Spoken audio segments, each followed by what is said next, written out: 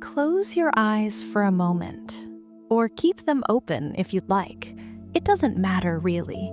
What matters is that right now, in this exact second, your brain is doing something absolutely extraordinary. It's piecing together these words, turning them into meaning, all while keeping your heart beating, your lungs breathing, without you having to think about any of it. Strange, isn't it? How much happens in the silence. My name is Elara, and welcome to the Late Night Science Channel. Tonight, we're going to explore something that's been with you your entire life, but remains mostly mysterious: your own mind. Not in a complicated way, not with big words or heavy concepts, just gently, the way you'd explore a quiet forest at dusk, noticing small things, letting curiosity lead you deeper without any rush to get anywhere in particular.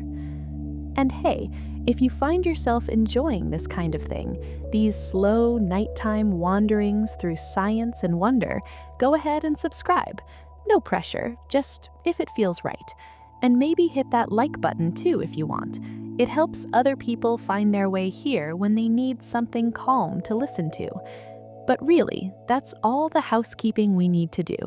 The rest of this time is just for you, for your mind to rest, to wander, to maybe learn a few things that'll make you see yourself a little differently. So get comfortable, adjust your pillow, let your shoulders drop, and let's begin. You know that feeling when you walk into a room and suddenly forget why you went there? It happens to everyone, and it's not because you're forgetful or distracted. It's actually because of something called the doorway effect. Your brain uses doorways and transitions between spaces as a kind of event boundary.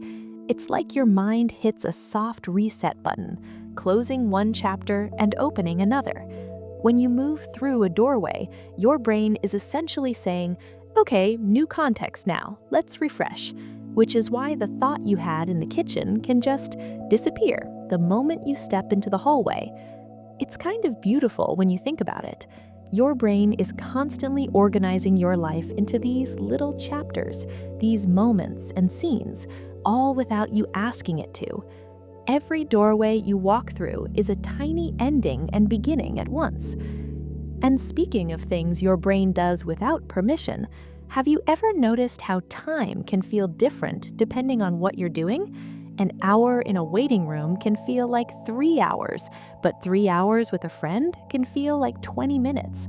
This isn't just your imagination playing tricks.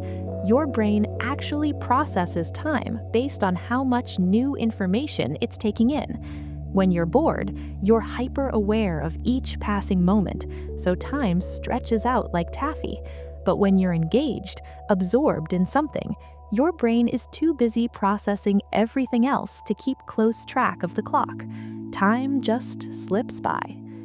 This is also why childhood feels like it lasted forever, but last year feels like it happened yesterday. When you were young, everything was new. Every day brought fresh experiences, new faces, unfamiliar places. Your brain was constantly recording, cataloging, building memories. But as an adult, a lot of life becomes routine. Same commute, same coffee, same desk. So there's less for your brain to hold on to, and time seems to accelerate. The days blur together because they're all kind of the same day repeating. But here's something you can do with that knowledge. If you want time to feel slower, more spacious, more alive, seek out newness. Take a different route home. Try a food you've never tasted. Talk to someone you wouldn't normally talk to. Your brain will pay attention again, and time will stretch back out, the way it did when you were 7 years old and summer vacation felt infinite. Now, let's talk about something even quieter, something that happens mostly when you're not paying attention. Your brain has this thing called the default mode network. It's a collection of brain regions that become active when you're not focused on the outside world. When you're daydreaming, letting your mind wander, staring out the window on a long drive, that's when the default mode network lights up. And it's not idle, it's actually doing some of your brain's most important work. This network is where you process memories, imagine future scenarios, think about yourself and other people. It's where meaning gets made. It's where you figure out who you are. People used to think a wandering mind was a waste, that you should always be focused, always productive. But we know now that's not true. A wandering mind is a working mind. It's connecting dots you didn't even know were there. It's solving problems in the background while you think you're doing nothing at all. So if you catch yourself staring into space, lost in thought, don't snap yourself out of it so quickly. Let your mind roam a little. That's not emptiness, that's your inner world stretching its legs. Here's another quiet mystery. You've probably had the experience of thinking about someone you haven't spoken to in years, and then suddenly, out of nowhere, they call you or send you a message. It feels like magic, like telepathy, like some kind of cosmic connection. And while it's not actually supernatural, it's still kind of magical in its own way. It's a mix of coincidence, probability, and something psychologists call the frequency illusion. See, your brain is constantly filtering out most of the information around you. It has to, or you'd be overwhelmed by every sound, every flicker of movement, every tiny detail in your environment. So it prioritizes. It notices what seems relevant, what matches what you're already thinking about. When you think of an old friend, your brain is suddenly primed to notice anything related to them. Maybe you see their name somewhere, or hear a song they liked, or pass by a place you used to go together. Those things were probably always there, but now you're noticing them. And if they happen to reach out during that time, it feels like fate, when really it's just the mind playing its quiet tricks, weaving patterns out of randomness. Still, there's something comforting in that, isn't there? The idea that even coincidences have a kind of logic, a kind of order, even if it's just the order we create by paying attention. Let's shift for a moment and talk about sleep itself, since that's probably where you're headed, or where you'd like to be. Sleep is one of the most essential things your brain does, and yet we still don't fully understand why we need it. We know what happens without it. Memory suffers, mood crashes, the body breaks down. But the deeper question of why we evolved to spend a third of our lives unconscious, vulnerable, unaware, that's still partly a mystery.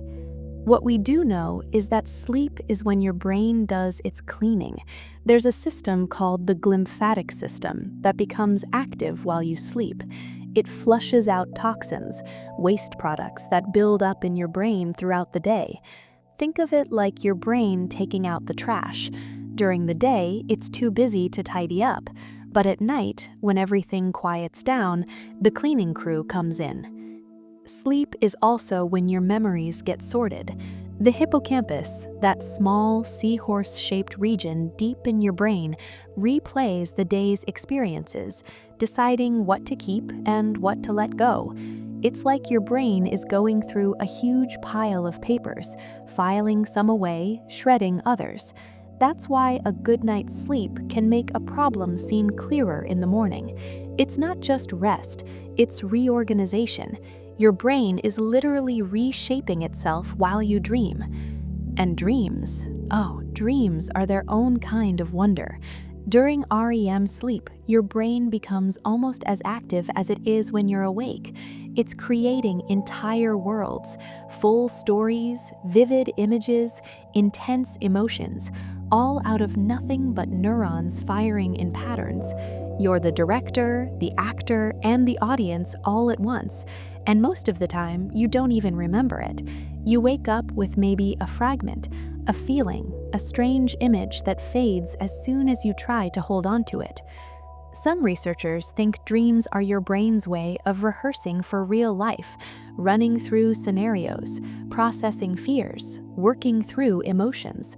Others think dreams are more random, just the brain's way of making sense of the noise that happens when it's offline. Maybe it's both. Maybe dreams are where the logical and the illogical meet, where your waking mind and your sleeping mind try to talk to each other in a language neither one fully understands. But here's something you might not know. You can actually learn to control your dreams. It's called lucid dreaming. It happens when you become aware in the middle of a dream that you're dreaming.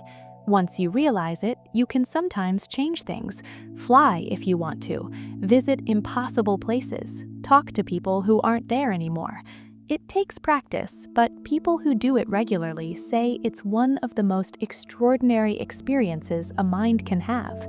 Imagine being awake and asleep at the same time, fully conscious inside a world your own brain is creating just for you. Now, let's talk about something we rarely think about, but experience constantly: your senses. You probably think you experience the world directly, that what you see and hear and feel is just reality. But it's not exactly. Every sight, every sound, every sensation is filtered, interpreted, constructed by your brain.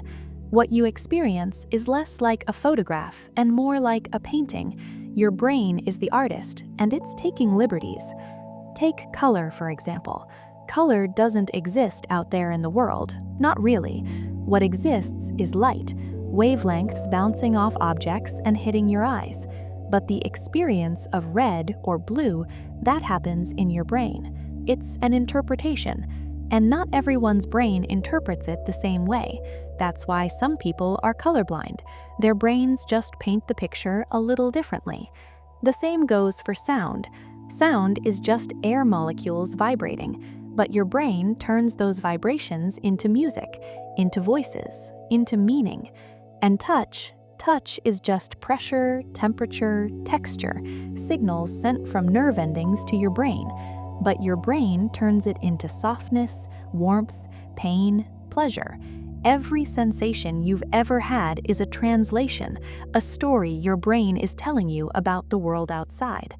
Which means, in a very real way, you've never actually touched anything. You've only ever felt your brain's interpretation of touch.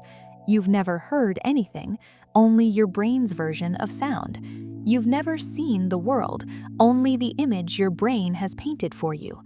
It's strange and kind of beautiful. You're living inside a story your brain is constantly writing, and you trust it so completely that you forget it's a story at all. Here's something else that might change how you think about yourself. Your brain doesn't just live in your head. I know that sounds odd, but hear me out.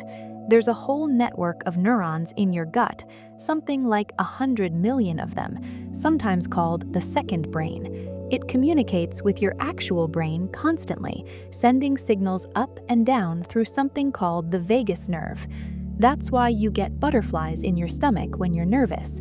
That's why gut feelings are actually a real thing. Your gut is literally talking to your brain, influencing your mood, your decisions, even your sense of intuition. When you say you have a gut instinct about something, you're not speaking metaphorically.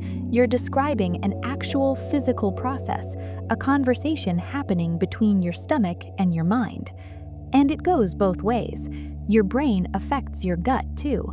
Stress can cause stomach aches, anxiety can mess with digestion. Your emotional state and your physical state are so deeply intertwined that trying to separate them doesn't even make sense. You're not a brain driving a body, you're a whole system, a conversation between 100 billion neurons and a body that's constantly sending signals back and forth. Let's talk about memory for a moment, because memory is one of the strangest things your brain does. You probably think of memory like a video recording, something that captures an event exactly as it happened and stores it away. But that's not how it works at all. Every time you remember something, you're not pulling up a file, you're reconstructing it. Your brain is piecing the memory back together from fragments, and every time you do that, the memory changes a little. This is why two people can witness the same event and remember it completely differently. It's why your childhood memories might not match your siblings. It's why sometimes you can remember something that never happened at all. Your brain fills in gaps with assumptions, with things that make sense, with details borrowed from other memories. It's not lying to you, it's just doing its best to make a coherent story out of incomplete information. And here's the really wild part. Every time you recall a memory, it becomes vulnerable. It can be altered, updated, even erased. So the memories you think about the most, the ones you revisit over and over, those are actually the least reliable, because every time you remember them, you change them just a little. They're like photographs that fade and get touched up and eventually become something slightly different from the original. Which means your past isn't fixed, it's not set in stone, it's constantly being rewritten by your present self. You are, in a very real sense, the author of your own history. Now, here's something quieter. Something you might be noticing right now if you're still awake. Your breath. Breathing is one of the only things your body does that's both automatic and manual.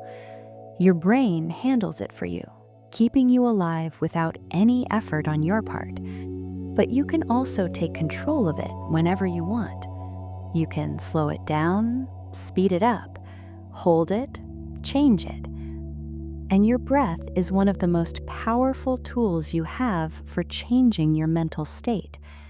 When you're anxious, your breathing gets shallow and fast. But if you deliberately slow your breath, deep and steady, your brain gets the message that everything's okay.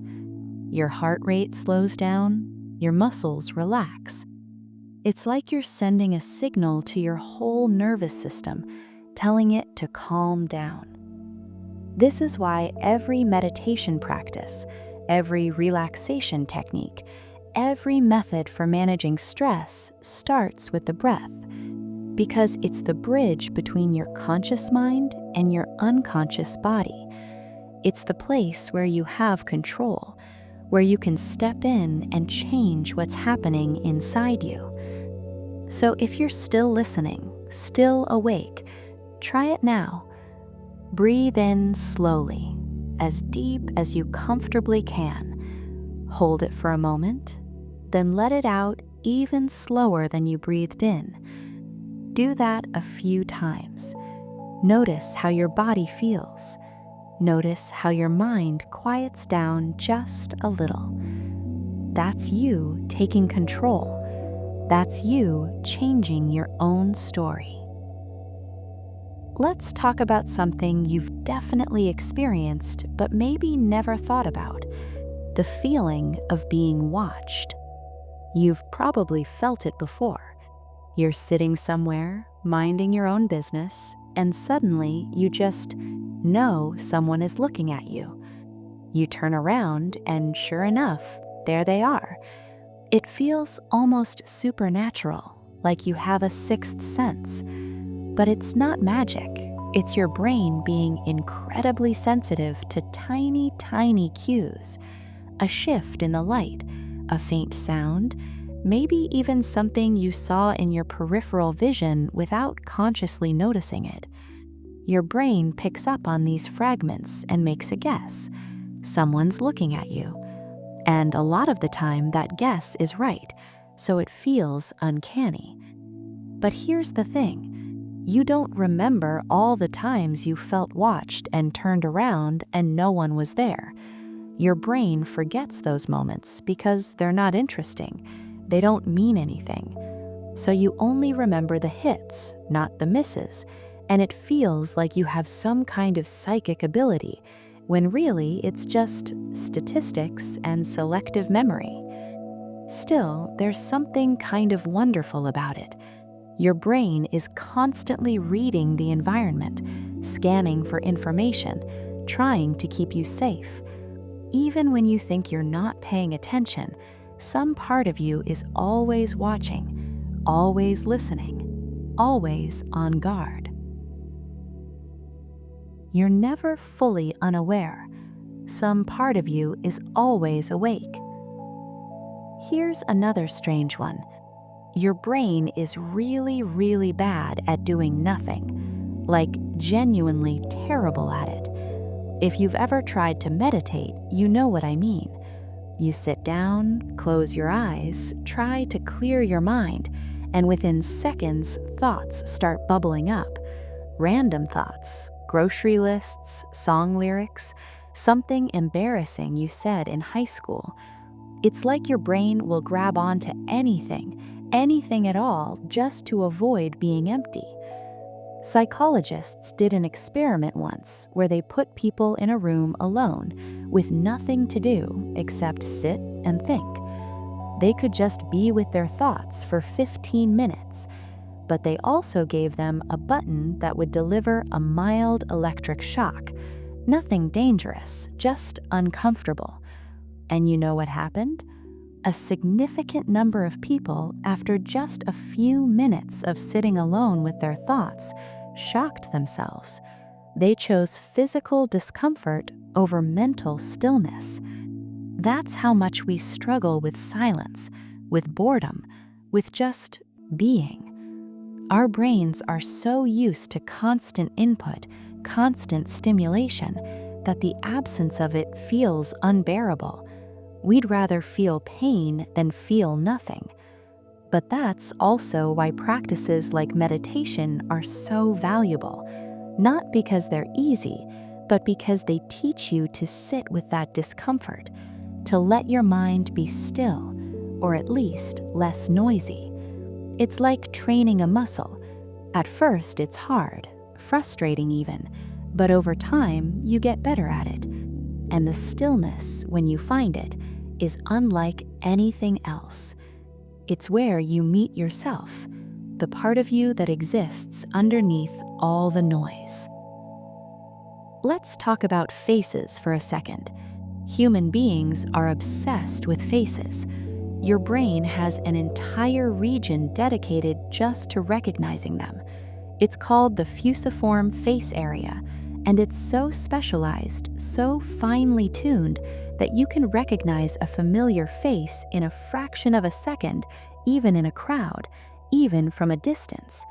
But that specialization comes with a weird side effect. You see faces everywhere, in clouds, in car grills, in burned toast. Your brain is so primed to detect faces that it finds them even when they're not there. It's called pareidolia, and it's completely normal. Everyone does it. There's something deeply human about that. We're so wired for connection, so desperate to find other people, that we see them even in randomness. A couple of dots and a line, and suddenly it's a face. Your brain can't help it. It reaches out, looking for someone to connect with, even when there's no one there. And speaking of connection, let's talk about loneliness for a moment. Loneliness isn't just an emotional state, it's a physical one too. When you're lonely, your body responds as if you're under threat. Stress hormones increase, inflammation rises, your immune system weakens. Chronic loneliness has been compared to smoking 15 cigarettes a day in terms of its impact on your health. Why? Because for most of human history, being alone meant being in danger. If you were separated from your tribe, your chances of survival dropped dramatically. So your brain evolved to make loneliness feel bad, really bad, as a way of motivating you to reconnect. It's a signal, like hunger or thirst. Your brain saying, you need people, go find them. But here's the tricky part. Loneliness isn't the same as being alone. You can be surrounded by people and still feel lonely, and you can be completely alone and feel perfectly content. Loneliness is about the quality of connection, not the quantity. It's about feeling seen, understood, valued. And in a world where we're more connected than ever through screens and social media, a lot of people still feel profoundly alone. If that's you, if you're listening to this because you feel lonely, I just want you to know your brain is doing what it's supposed to do. It's trying to protect you. And that ache you feel, that emptiness, it's not a flaw, it's a signpost. It's pointing you to something you need. And you will find it. Maybe not tonight, maybe not tomorrow, but you will. Now, let's talk about something lighter. Laughter. Laughter is such a strange thing when you really think about it. It's this involuntary sound we make, this burst of air and vocalization, and it happens in response to what exactly?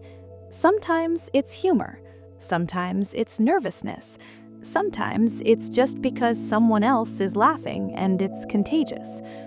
Laughter is deeply social. Babies start laughing at just a few months old, way before they can talk.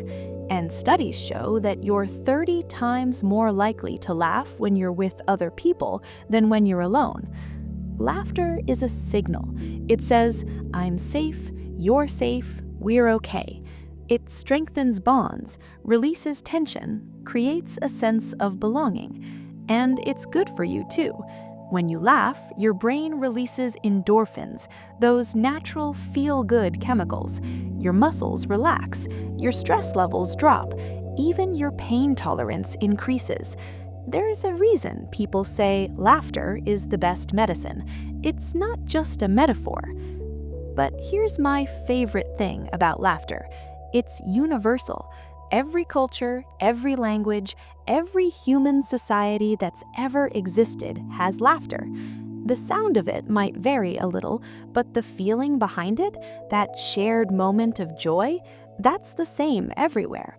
It's one of the most human things we do. So if you can, if you're not too far into sleep yet, think of something that made you laugh recently. Hold on to that feeling for a second. Let it warm you up from the inside. That's your brain doing one of the things it does best, finding joy, sharing it. Let's talk about music now, because music is genuinely one of the most incredible things your brain can process. When you listen to music, your brain lights up in ways that almost nothing else can match. It's not just one region, it's almost all of them. The auditory cortex processes the sound, the motor cortex taps along to the rhythm, the limbic system generates emotion, the prefrontal cortex tracks structure and anticipates what's coming next. Music is a full brain experience, and it's tied so deeply to memory that a single song can transport you back to a specific moment in your life. The first dance at your wedding, a road trip with friends, sitting in your childhood bedroom. The music acts like a key, unlocking memories you didn't even know you still had. There's a reason music therapy works for people with Alzheimer's. Even when they've forgotten names, faces, entire chunks of their lives, they can still remember songs. They can still sing along. Because music is stored differently in the brain. It's woven into multiple systems, so even when other memories fade, music remains. It's like your brain's way of holding on to beauty. Even when everything else slips away, the melody stays. Here's something that might make you see yourself differently. You know how you have that voice in your head, that constant stream of thoughts narrating your life? Not everyone has that. Some people's minds are almost completely silent. No inner monologue, no voice commenting on things. They think in images, in feelings, in concepts, but not in words. And some people can't picture things in their mind at all. It's called aphantasia. If you ask them to imagine a beach, they know what a beach is. They can describe one, but they don't see it in their mind's eye, because they don't have a mind's eye. Their imagination works completely differently. There's no right way for a mind to work. We're all experiencing consciousness a little bit differently, and most of the time we don't even realize it because we assume everyone thinks the way we do. But they don't. Your mind is unique. The way you experience the world, the way you think and feel and remember, That's yours and yours alone. No one else has ever perceived reality quite the way you do. No one else ever will. That's kind of amazing when you think about it. Let's talk about habits for a moment, because habits are one of the ways your brain tries to make life easier for you. Every time you repeat an action, your brain strengthens the neural pathway associated with it. Do it enough times, and it becomes automatic. You don't have to think about it anymore. It just happens. That's why brushing your teeth doesn't require conscious effort, why you can drive home without really paying attention, why you reach for your phone without even deciding to do it. Your brain has turned these actions into habits, into scripts it can run without using much energy. Habits are useful. They free up mental space for other things, but they can also trap you. Bad habits are just as automatic as good ones, and breaking a habit is hard because you're not just trying to stop a behavior, you're trying to rewire your brain to weaken a pathway that's been strengthened over months or years. But it is possible. It takes time, repetition, patience. You have to build a new pathway, strengthen it, make it more appealing than the old one, and eventually, if you keep at it, the new habit becomes automatic too. Your brain is flexible. It can change. You can change. It just takes time. Now, let's talk about something quieter: intuition. You've probably had moments where you just knew something without knowing how you knew it. A gut feeling, a hunch, an instinct that turned out to be right. Intuition isn't magic, but it's not random either. It's your brain recognizing patterns based on past experience. You've encountered similar situations before, absorbed countless tiny details, and your brain has filed all of that away. So when you face something new, your brain scans its archives, finds matches, and gives you a feeling. This is good, this is bad. Pay attention. You might not be able to explain why you feel that way, but that doesn't mean the feeling is meaningless. It's your brain trying to help you, offering up wisdom it's gathered from your entire life. Of course, intuition isn't always right. Sometimes it's just fear or bias or wishful thinking dressed up as insight. But more often than not, if something feels off, it's worth paying attention to. Your brain has noticed something your conscious mind hasn't caught up to yet. Trust yourself. You know more than you think you do. Here's something strange. Your sense of self, that feeling of being you, of existing as a continuous person over time, that's actually an illusion your brain creates. There's no single place in your brain where you live. Consciousness isn't located in one spot. It's distributed across networks, regions, systems that all work together. And every cell in your body is replaced over time. The you from 7 years ago, physically, doesn't exist anymore. You're literally a different collection of atoms. The only thing that's continuous is memory, the story your brain tells about who you've been and who you are now. So, in a very real sense, you're not a thing. You're a process, a constant becoming, a story that's still being written. And that means you're never stuck. You're never finished. Every moment is a chance to write the next line a little differently. Let's talk about empathy, because empathy is one of the things that makes us human. When you see someone in pain, your brain activates some of the same regions that would light up if you were in pain yourself.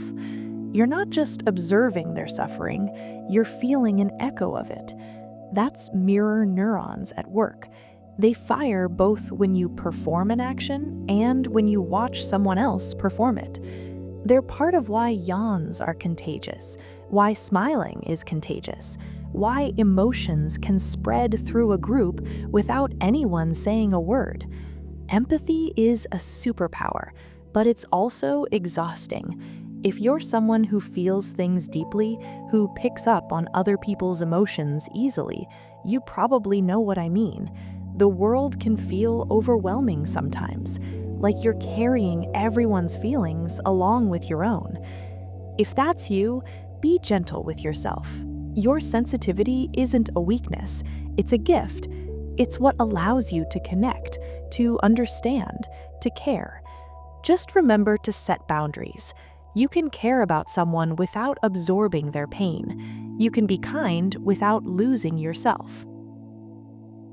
Here's something that might surprise you.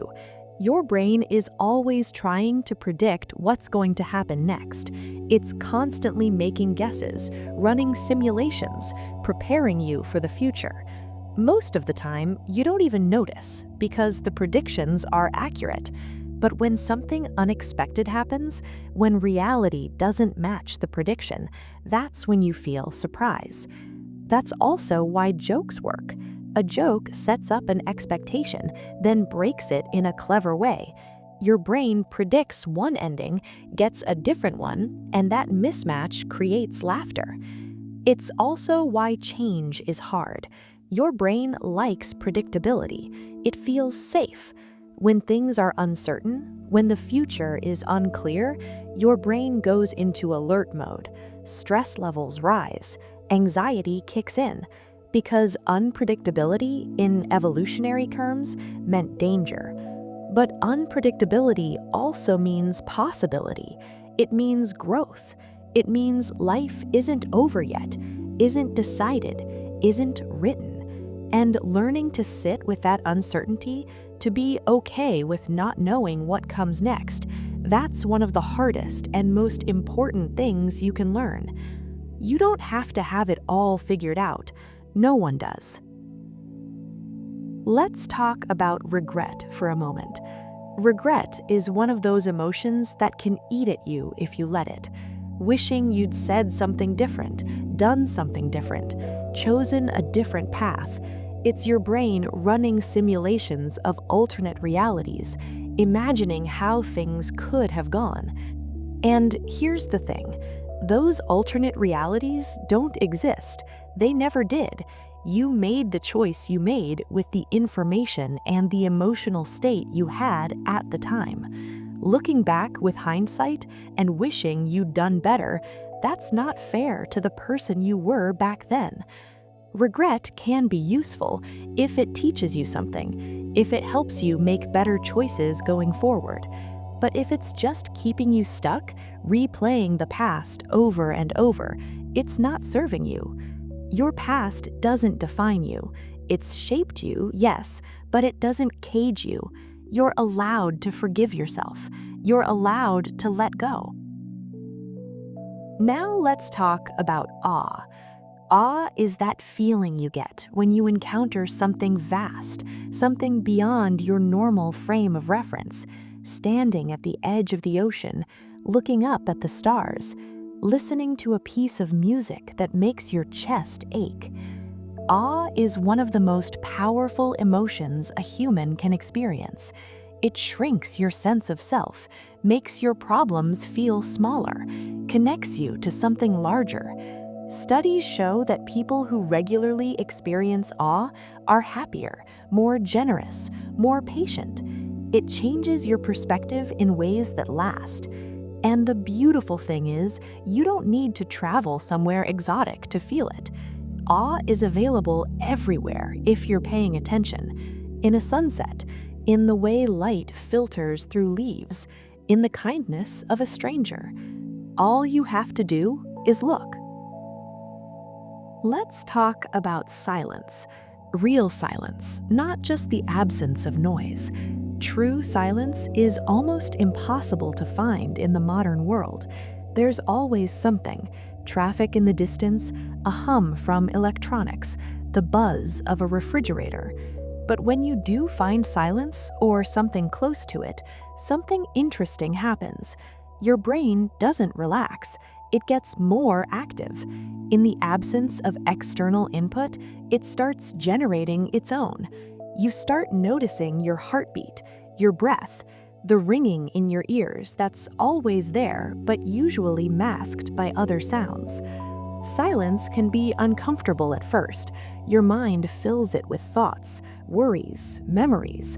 But if you sit with it long enough, it becomes something else, a kind of spaciousness, room to just be, without having to respond to anything or perform for anyone. That's where the deepest rest happens, not in distraction, but in stillness. Let's talk about forgiveness for a moment, because forgiveness is one of those things that sounds simple, but turns out to be incredibly complex. When someone hurts you, your brain holds on to that hurt. It catalogs it, files it away, uses it to predict future behavior. That's protective, that's smart. Your brain is trying to keep you safe from being hurt again. But holding on to anger, to resentment, that takes energy. It keeps those neural pathways active, keeps the stress response engaged. It's like carrying something heavy everywhere you go. You get so used to the weight that you forget you're carrying it, but it's still there, still exhausting you. Forgiveness doesn't mean what happened was okay.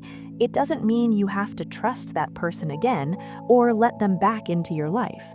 Forgiveness is really about releasing yourself from the weight. It's saying, I'm not going to let this define me anymore. I'm not going to keep feeding this anger, this hurt, this story. It's hard. Sometimes it takes years. Sometimes you have to forgive the same person, the same situation over and over again because the hurt keeps bubbling back up. But every time you do it, the weight gets a little lighter. And eventually, one day, you realize you're not carrying it anymore. You've set it down, and you're free. Here's something about attention that might change how you see your day. Your brain can only truly focus on one thing at a time. When you think you're multitasking, what you're actually doing is rapidly switching your attention back and forth. And every time you switch, there's a cost. Your brain has to reorient, figure out where it left off, get back up to speed. That's why you can spend hours being busy and still feel like you accomplished nothing. You were never fully present for any single task. Your attention was scattered, fractured, spread thin. But when you give something your full attention, even for just a few minutes, the quality of your experience changes. Time slows down, details become sharper. You actually remember what you did. And paradoxically, even though you're doing less, you feel more fulfilled. Attention is the currency of life. How you spend it determines what kind of life you live. And in a world designed to steal your attention at every turn, choosing where to place it becomes an act of rebellion, an act of self-care. So whatever you're doing, try to be all the way there, not thinking about the next thing, not half listening while scrolling, just there, fully present, even for just a moment. That's where life actually happens. Let's talk about fear for a second, because fear is one of those emotions that can either protect you or paralyze you, depending on how you respond to it. Your brain's fear center, the amygdala, is ancient. It evolved to keep you alive when threats were immediate and physical, a predator, a cliff edge, a rival tribe. But in the modern world, most of our fears aren't like that. They're abstract. Rejection, failure, judgment, the unknown. And your amygdala doesn't know the difference. It responds to a job interview the same way it would respond to a lion. Heart racing, palms sweating, mind screaming danger. The thing is, you can't turn off fear. It's hardwired, but you can change your relationship with it. You can learn to recognize when fear is giving you useful information versus when it's just being overprotective. You can feel the fear and do the thing anyway, not because you're fearless, but because you've decided the thing matters more than the discomfort. Courage isn't the absence of fear. It's moving forward with fear riding shotgun. It's saying, I see you, I hear you, and I'm doing this anyway. And every time you do that, your brain learns. The fear doesn't go away completely, but it gets quieter because your brain realizes, oh, we survived that. Maybe it's not as dangerous as I thought. You teach your brain what's possible by showing it, one scared step at a time. Here's something beautiful about learning. Every time you learn something new, you're not just adding information to your brain, you're changing its physical structure. New connections form between neurons, existing pathways strengthen. Your brain literally reshapes itself around the things you practice, the things you think about, the things you care about. This is called neuroplasticity, and it means you're never stuck with the brain you have. You can grow new skills at any age. You can change thought patterns that have been with you for decades. You can heal from trauma. You can become someone different than who you've been. It's not easy. The brain resists change because change is expensive. It takes energy. It's uncomfortable. But it's possible, and the more you practice something, the easier it gets, because you're literally building the infrastructure in your brain to support it.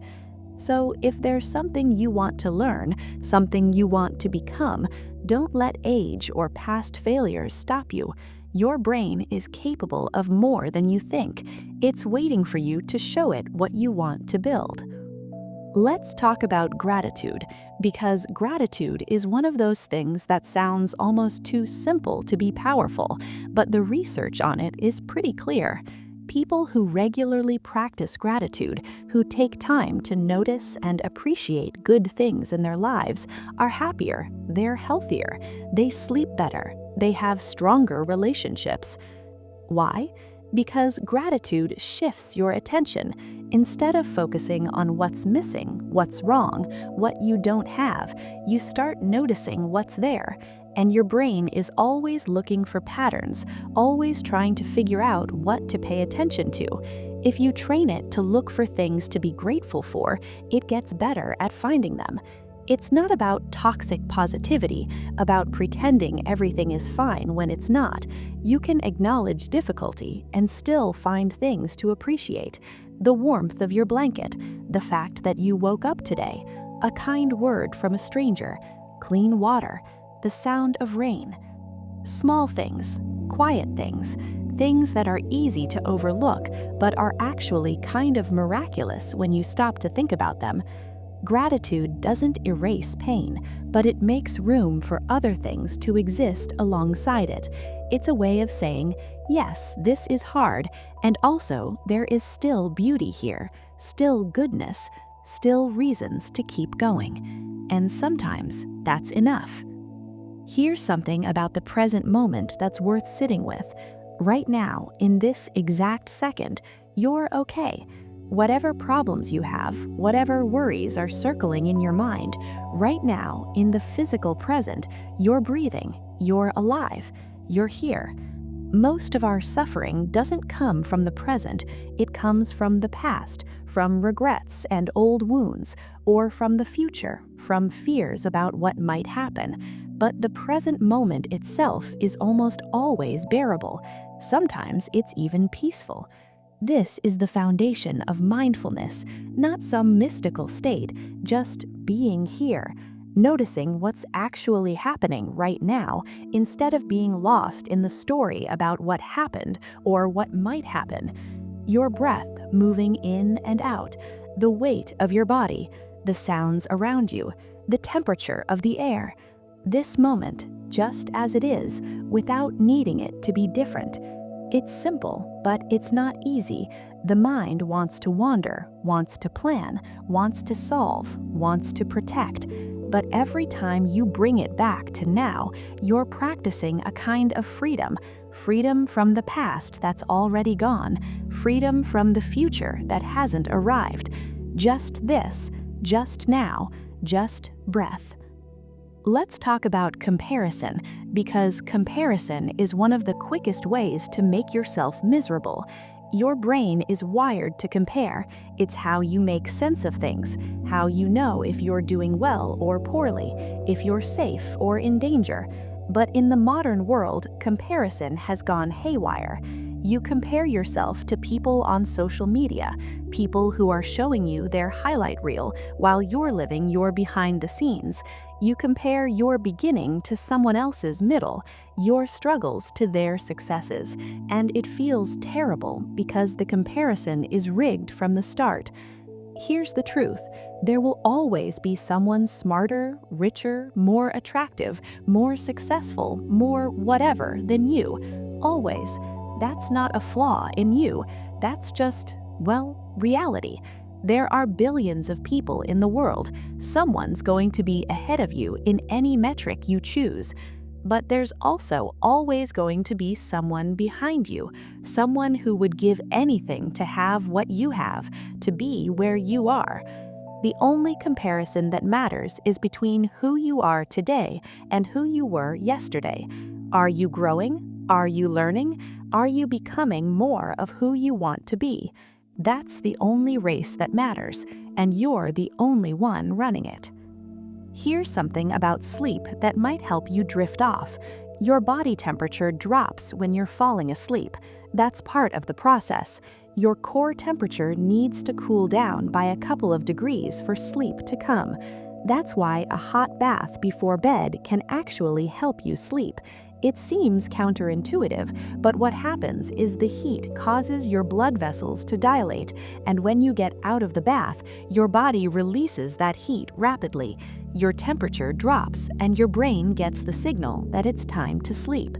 It's also why a cool room is better for sleep than a warm one. Your brain is trying to cool down, and if the environment is too hot, it struggles. Somewhere between 60 and 67 degrees Fahrenheit is ideal for most people. So if you're having trouble sleeping, check your temperature. Make sure you're not too warm. Let your body do what it needs to do. And if you're listening to this, if you're still here, maybe it's time to close your eyes. Let your body settle. Let the day fall away. You've done enough. You've been enough. Rest is not something you have to earn. It's something you deserve simply because you're alive. Let's talk about acceptance for a moment. Acceptance doesn't mean giving up or resigning yourself to something you don't like.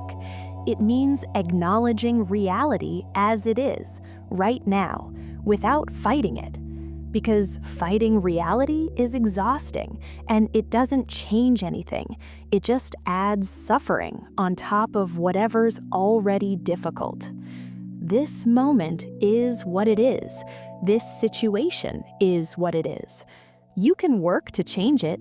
You can take action. You can move forward. But first, you have to see clearly. And you can't see clearly when you're busy arguing with what's in front of you.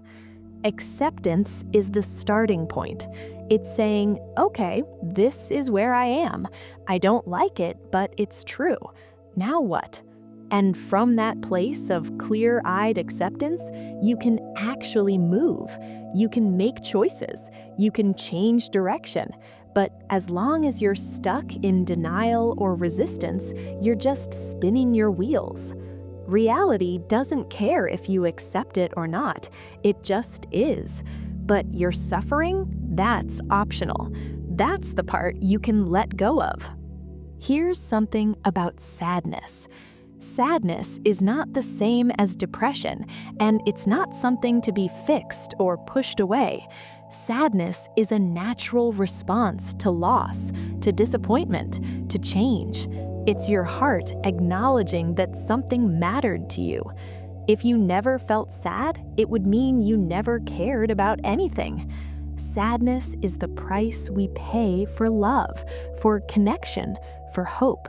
And it's temporary. It comes, it stays for a while, and then it passes, like weather moving through. The problem is we're taught to fear sadness, to avoid it, to fix it as quickly as possible. So when it arrives, we panic. We try to distract ourselves, numb ourselves, think our way out of it. But sadness doesn't need to be solved. It just needs to be felt. If you give it space, if you let it move through you without resistance, it softens.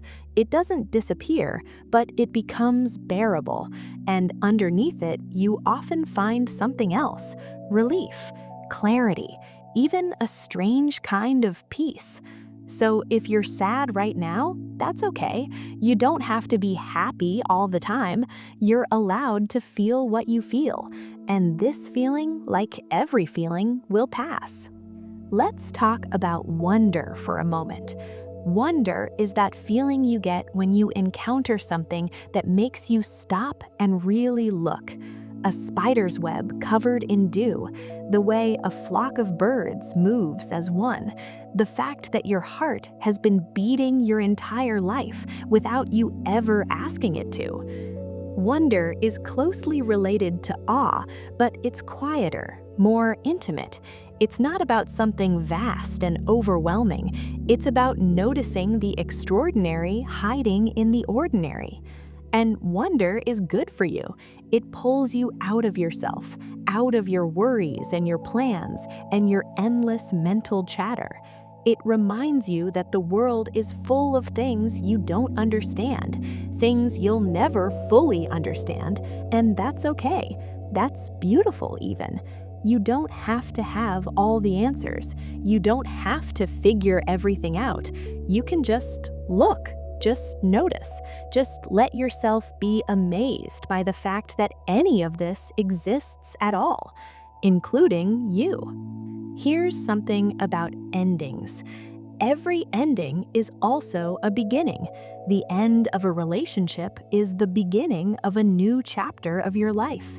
The end of a job is the beginning of the search for something new. The end of a day is the beginning of rest, of restoration, of tomorrow. We tend to focus on the loss, on what's ending, and that's natural. That's where the grief lives. But if you can also hold space for the possibility, for the opening that every ending creates, it becomes easier to let go.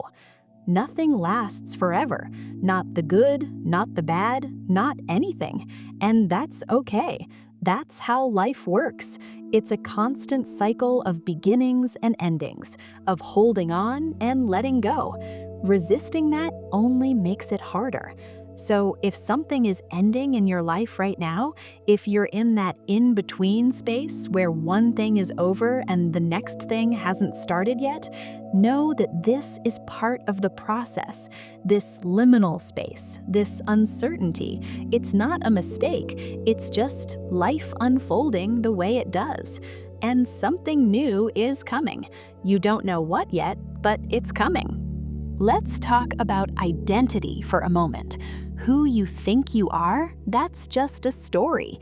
It's a useful story and it helps you navigate the world, but it's not fixed. It's not permanent. You've been 100 different versions of yourself already, and you'll be 100 more before you're done. The you from 10 years ago would barely recognize the you right now. Different interests, different relationships, different beliefs. And the you 10 years from now will look back at today's you with the same kind of gentle bemusement. So when you feel stuck, when you feel like you've always been a certain way and you'll always be that way, remember, you're not a fixed thing. You're a process, a story still being written. And stories can change direction, characters can grow, new chapters can surprise you. You're allowed to outgrow old versions of yourself. You're allowed to become someone different. You don't owe it to anyone, not even yourself, to stay the same. Here's something about hope. Hope is not naive optimism. It's not pretending everything will be fine. Hope is the decision to believe that your actions matter, that the future is not yet written, that possibility still exists. Hope is active. It's a choice you make over and over, even when things are hard, especially when things are hard. Because without hope, there's no reason to keep trying, no reason to get out of bed, no reason to care. And your brain needs hope to function. When you lose hope, when you stop believing things can get better, your brain starts shutting down. Motivation disappears. Energy drains away. Everything becomes heavy and gray. But hope, even a tiny sliver of it, changes things. It gives you a direction to move toward. It lets you imagine a different future. And imagining it is the first step towards creating it. So if you're struggling right now, if things feel dark, find something to hope for. It doesn't have to be big, just something. A better day, a kind moment, the possibility that this feeling won't last forever. Hold on to that. Let it pull you forward, one day at a time. Let's talk about kindness. Because kindness is one of those things that seems small, but actually ripples out in ways you can't see. When you're kind to someone, their stress levels drop, their mood lifts, they're more likely to be kind to the next person they encounter, and so on and so on. Kindness is contagious, and it doesn't cost you anything. A smile, a door held open, a genuine compliment, listening when someone needs to talk. These tiny gestures create real, measurable changes in people's brains and bodies. And here's the secret. Being kind doesn't just help the other person, it helps you too. When you do something kind, your brain releases oxytocin, dopamine, serotonin. You feel good. Your stress drops. Your immune system gets a little boost. Evolution wired us this way because kindness kept our ancestors alive. Groups that cooperated, that helped each other, survived better than groups that didn't. So being kind literally feels good because it's in your best interest, biologically speaking, to care for others. Which means every act of kindness is also an act of self-care. You're not just making the world better, you're making yourself better too. Here's something about mistakes. Your brain learns more from mistakes than from successes. When you get something right, your brain just confirms what it already knew. But when you get something wrong, your brain sits up and pays attention. It adjusts, updates, tries to figure out what went wrong so it doesn't happen again. This is why failure is so valuable, even though it feels terrible. It's feedback, it's information, it's your brain's way of course correcting.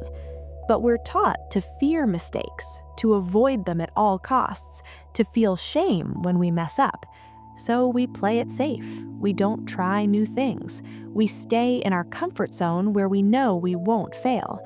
And that's where growth stops, because growth only happens at the edge of your ability, in that uncomfortable space where you might fail. That's where learning lives. So if you messed up recently, if you're beating yourself up over something that went wrong, try to see it differently. You didn't fail, you learned. Your brain just got information it didn't have before. And now you're a little bit wiser, a little bit better equipped for next time. Mistakes aren't the opposite of success. They're part of success. They're the price you pay for trying, for growing, for being alive. Let's talk about rest, because rest is not the same as sleep. Rest is any activity that restores you, that fills you back up instead of draining you. For some people, rest is reading. For others, it's walking in nature. For others, it's creating something with their hands. The key is, rest has to be intentional. Scrolling through your phone isn't rest, even though it feels like you're not doing anything. Your brain is still processing information, still being stimulated, still working. That's why you can spend hours on your phone and still feel exhausted afterward. Real rest gives your brain a break. It lets the default mode network do its thing, lets your thoughts wander, lets you process and integrate everything that's happened. It's not productive in the traditional sense, but it's essential. Without it, you burn out. So when you rest, really rest, Put the phone down, turn off the TV. Just be. Let your mind drift. Let your body relax. Give yourself permission to do nothing at all. You don't have to earn rest. You don't have to be productive first. Rest is not a reward. It's a necessity, and you deserve it simply because you're human. Here's something about connection. Human beings are not meant to do life alone. We evolved in groups, in tribes, in communities where everyone depended on everyone else. Isolation, loneliness, those are danger signals to your brain. They trigger stress responses because for most of history, being alone meant you were vulnerable. And in the modern world, we're more isolated than ever. We have more connections through technology, but fewer real relationships. Fewer people we can call at 3 a.m. Fewer people who really know us. And it's killing us. Loneliness is linked to heart disease, depression, cognitive decline, early death. It's not just emotional, it's physical. So if you have people in your life that matter to you, reach out, even if it feels awkward, even if it's been a while. Connection takes effort, takes vulnerability, takes showing up even when it's easier not to. But it's worth it. Because at the end of your life, what you'll remember, what you'll care about, won't be your achievements or your possessions. It'll be the people you loved and who loved you back, the moments you shared, the times you felt truly seen. That's what matters. That's what lasts. Let's talk about your body for a moment. Because your body is not just a vehicle for your brain, it's part of your mind. The signals your body sends, hunger, fatigue, tension, they influence your thoughts and emotions constantly. When you're hungry, you're more irritable, more likely to see the negative side of things. When you're tired, your emotional regulation suffers. You cry more easily, get angry more quickly, feel hopeless more readily. When you're tense, holding stress in your shoulders or your jaw, it feeds back into your mind, keeping you anxious. This is called embodied cognition, the idea that your mind and body are not separate, but deeply intertwined. How you hold your body changes how you feel, and how you feel changes how you hold your body. So taking care of your body is taking care of your mind. Eating well, moving, sleeping enough, these aren't luxuries, they're foundational. And sometimes the best thing you can do for your mental health is not to think about it at all. Just take care of your body. Drink water, go for a walk, stretch, get some sunlight. Let your body lead for a while. It knows more than you think. Here's something about time again, because time is worth returning to. You can't save time, you can't store it up, you can only spend it. And how you spend it is how you spend your life. Every moment you're here, you're making a choice, even if you're not aware of it. You're choosing what to pay attention to, what to think about, what to do. And those choices add up, day by day, into the shape of your life. This doesn't mean you have to be productive every second. Rest is a choice too. Doing nothing is a choice. The point is, be conscious of it. Be intentional. Make sure the way you're spending your time aligns with what actually matters to you. Because one day, you'll run out of time. We all will. And the question won't be how much you accomplished. It'll be whether you lived the life you wanted to live, whether you were present for it, whether you loved and were loved, whether you experienced moments of true joy, true connection, true peace. You have today, right now, this moment. That's all any of us ever have. Use it well. Use it kindly. Use it wisely. And if you've been listening this whole time, if you're still here, still awake, maybe now is the time to let go. Your mind has wandered through so many ideas tonight, memories and emotions, fears and hopes, questions and mysteries. Let them all settle now. Let them drift into the background. Your breath is still there, still moving in and out without any effort from you. Your heart is still beating. Your body is here, warm and alive. You're safe. Right now, in this moment, you're safe. Whatever tomorrow brings, whatever worries are waiting, they can wait a little longer. Right now, you can rest. Let your thoughts slow down. Let the words fade. Let the silence fill in the spaces between. You've done enough today. You've been enough. There's nothing more you need to do, nothing more you need to figure out. Just this. Just rest. Let your body sink a little deeper. Let your muscles release. Let your mind drift like a leaf on water, moving wherever it wants to go without you needing to guide it. Sleep is coming, or maybe it's already here. Maybe you're already halfway between waking and dreaming, and that's perfect. That's exactly where you're supposed to be. The world will still be here tomorrow, all its noise and demands and endless motion, but right now, none of that matters. Right now, there's only this quiet, this darkness, this peace.